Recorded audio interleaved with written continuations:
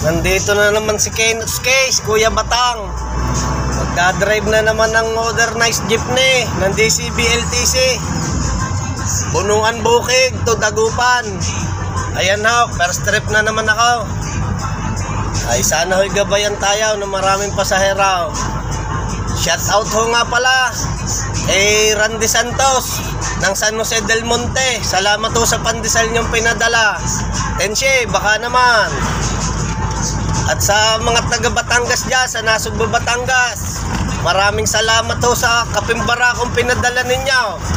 Paring Alan Lopez, Maring Arlene Ramos, at paring Abelardo Bituin. Salamat sa barako. Barakong kape. Maraming salamat.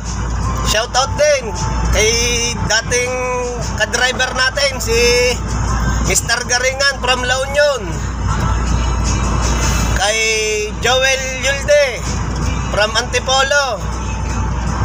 Kay Sid Basco, aka di ko alam.